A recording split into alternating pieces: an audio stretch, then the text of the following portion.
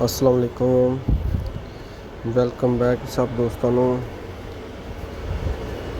ਅੱਜ ਅਸੀਂ ਤੁਹਾਨੂੰ ਸਾਰਿਆਂ ਨੂੰ ਸਾਊਦੀ ਅਰਬ ਦਾ ਸ਼ਹਿਰ ਜਿੱਦੇ ਦੇ ਰਿੰਗ ਰੋਡ ਦੀ ਸੈਰ ਕਰਾਵਾਂਗੇ। ਦੇਖੋ ਜੀ ਮਾਸ਼ਾਅੱਲਾ ਕਿੰਨਾ ਪਿਆਰਾ ਤੇ ਖੂਬਸੂਰਤ ਰੋਡ ਜੇ, ਬਹੁਤ ਹੀ ਖੂਬਸੂਰਤ ਬਿਊਟੀਫੁਲ।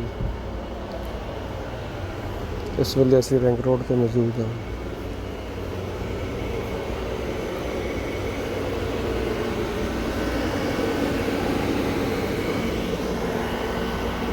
ਦੇਖੋ ਜੀ ਖੂਬੀ ਆ ਗਈ ਜਿਹਨੂੰ ਆਪਾਂ ਫਲਾਈਓਵਰ ਕਹਿੰਦੇ ਹਾਂ।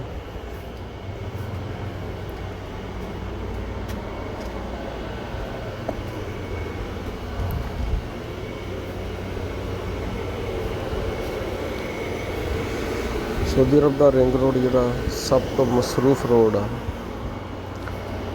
ਗੱਡੀਆਂ ਦੀ ਆਮਦ-ਰਫਤ ਇਸ 'ਤੇ ਬਹੁਤ ਜ਼ਿਆਦਾ ਹੁੰਦੀ ਆ, ਲੇਕਿਨ ਇਸ ਟਾਈਮ ਥੋੜ੍ਹੀ ਜਿਹੀ ਘੱਟ ਆ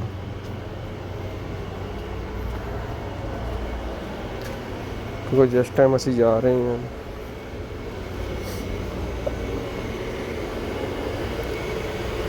ਇਸ ਟਾਈਮ ਥੋੜ੍ਹੀ ਜਿਹੀ ਆਮਦ-ਰਫਤ ਘੱਟ ਹੁੰਦੀ ਹੈ। ਦੁਪਹਿਰ ਦਾ ਟਾਈਮ ਹੈ, ਸੁਬਾਹ ਫਸਟ ਟਾਈਮ ਅਤੇ ਸ਼ਾਮ ਨੂੰ ਤਕਰੀਬਨ 4 ਵਜੇ ਤੋਂ ਬਾਅਦ ਫਲਾਈਓਵਰ ਰਿੰਗ ਰੋਡ ਗੱਡੀਆਂ ਦੇ ਨਾਲ ਤਕਰੀਬਨ ਫੁੱਲ ਹੁੰਦਾ। ਹੁਣ ਅਸੀਂ ਰਿੰਗ ਰੋਡ ਨੂੰ ਛੱਡ ਦਿੱਤਾ, ਹੁਣ ਅਸੀਂ ਅੰਦਰੂਨੀ ਸ਼ਹਿਰ ਦਾਖਲ ਹੋਣ ਲੱਗੇ ਹਾਂ। ਸਭ ਦੋਸਤਾਂ ਨੇ ਕਮੈਂਟਸ ਵਿੱਚ ਬਚਾਉਣਾ,